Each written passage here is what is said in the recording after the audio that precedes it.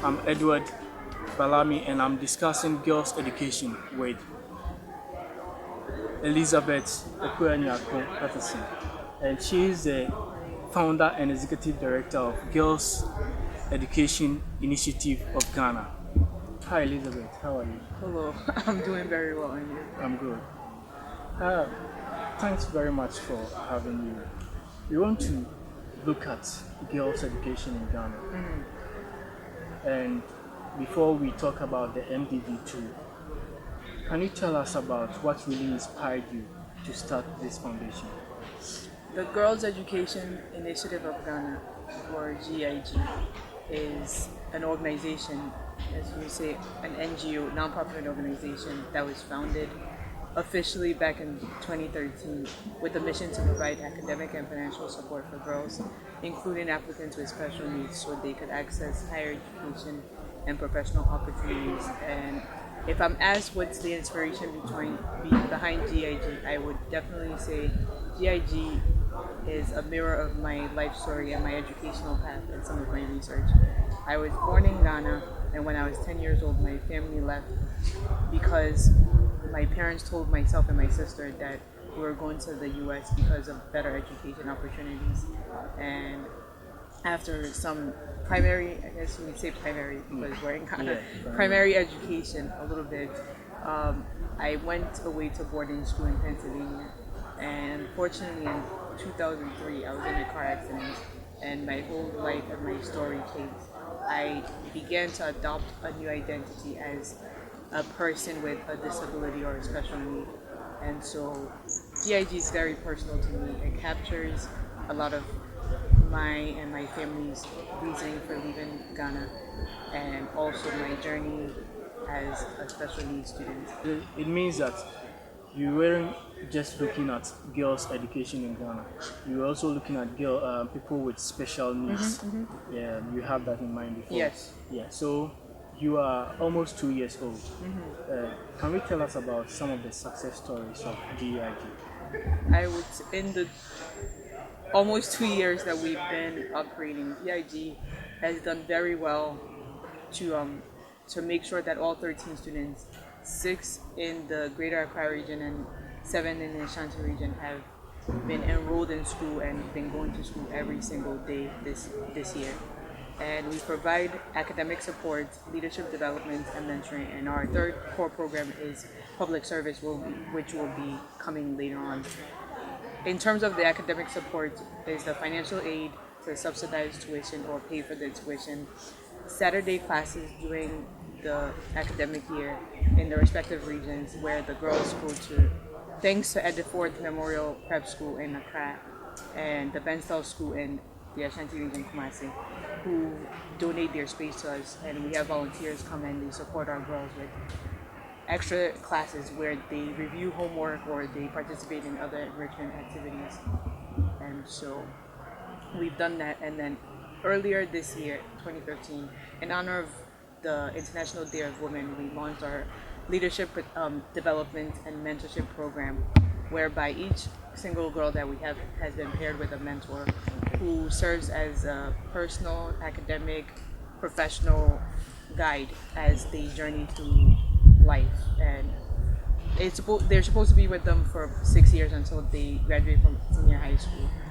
And yeah, additional to the mentors that they have, we launched a Woman Who Inspires speaker and leadership workshop series, and that is also another element of mentorship that the girls have been exposed to. It's supposed to facilitate some connections and leadership building for the students and the women who we invite to come and participate. What are some of the plans you have for the next 3 to 5 years? Where you want to be as a foundation? We will turn to next January, and the way GIG is structured is that we bring in a new class of students every 3 years. And initially, we wanted to bring every like 10 kids every year, but now we're finding that we don't have the capacity to support even these 13. So every 3 years, as these girls are going off to senior high school, we'll bring another batch of junior high school students. So that's our 2-year plan, and then in 5 years we'll be graduating the SHS, hopefully SHS students, and seeing them off to university or higher education institutions, and bringing junior high students to SHS and then a new batch. So we're hopeful and thankful that it can happen that way. Currently in Ghana, statistics have it that female, they are more than males in Ghana. That is over 51%. 51%. Yes. Yeah. And this is the case. The World Bank also has it that the boys or males are 1.55 times likely to complete school than girls. So, moving forward as a nation, what do you think we can really do to increase the enrollment of girls in Ghana's education? To increase the enrollment of girls, Yeah. I believe that it's become an economic issue, and if the country was, well, we all know what the country is facing right now, Yeah. but I believe that if there were more resources for everyone to be in school, perhaps the parity could be decreased slightly. But I think it's an economic issue. It shouldn't be a case where if you get to junior high school or senior high school and your brother or you have has the option of advancing forward, your parents should not automatically say, let's send the boy. We shouldn't give Yeah. preference. There should be based on ability Okay. and students just performance. But I know that in in the cities, Kumasi and Accra, it also happens, but not as much as in the remote village areas where you have parents picking their male children still in this day over their female children to go to school. We are talking girls' education on Africa Connect Online, and Elizabeth recounted some of the success stories that she has showed with the foundation just about to turn 2. And we have one of the beneficiaries or one of the pupils with Girls Education Initiative of Ghana, and she is Barbara. Barbara just turned 13 a couple of weeks ago, and she has been with Girls Education Institute Foundation, and we want to find out from Barbara. Barbara, how are you doing? I'm fine. Barbara, how are you doing? I'm great. So, how has life been after you joined GEIJ? Life has been fun, and it has been great too. Because when I entered the GEIG project, I've been able to pay my school fees and get educational benefits from it. So, what are some of the programs that you've participated since you joined GEIJ? We have been doing many programs, and even last week we went to a program at the CAS, and it was Women Who Inspire Us too. We did the first one in Accra and the second one in Ghana. Yeah, it was great. I hear you have a mentor, someone you look up to, you take inspiration from. Yeah. Can you tell us about her? Yeah, she's called Genevieve, and she's graduating today in campus. So we are here to support her today. Alright, nice. So, back to Elizabeth. How did you discover Barbara, I should say? I don't know if I would say I discovered Barbara, but she's my next door neighbor. And for as long as I remember, my family started coming to Ghana in 2006. Well, I started coming with my family in 2006. And being next door neighbors, and you know how Ghana is, if you need salt, you go over to your neighbors. You need like firewood, whatever. Yeah. So that's how the relationship was, and our families formed a bond. And unfortunately, about 4 years ago, her father passed away. And since then, my parents have been we've tried to be very supportive and still connected to the family.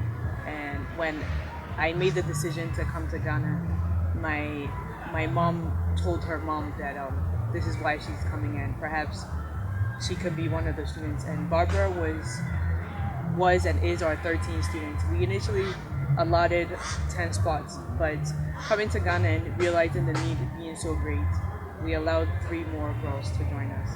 And Barbara is lucky to be lucky number 13. So what are the criteria for selecting the people? Yeah, the So students. our criteria is threefold.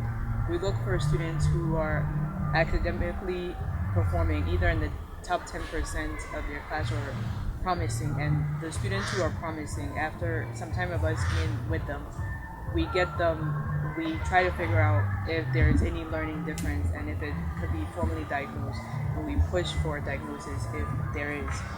And as I mentioned earlier, we've had 3 students diagnosed with dyslexia and dyscalculia. And so the students all have to have leadership potential, and that means that they need to be active in their community or on school or in church or just anywhere that involves leadership. And lastly, and the common denominator for all of them, I would say, would be that the families have to have some kind of indicated financial need. And so that's the 3 guys. Back to Barbara. Barbara, I believe life hasn't been the same since you joined GEIT. Do you have any advice or something to tell parents about girls' education in Ghana? Yeah, I want to tell parents that they should train their child and let them be educated, and children should be educated to help them in the near future. And I want to tell the parents not to force their children in early marriages. That's a bad habit, so please stop. In 2012, 58 million children of school age were out of school. Globally, 781 million adults and 126 million youths lack basic writing and reading skills, and 60% of them are women. On Africa Connect Online today, we are talking education, specifically girls' education in Ghana.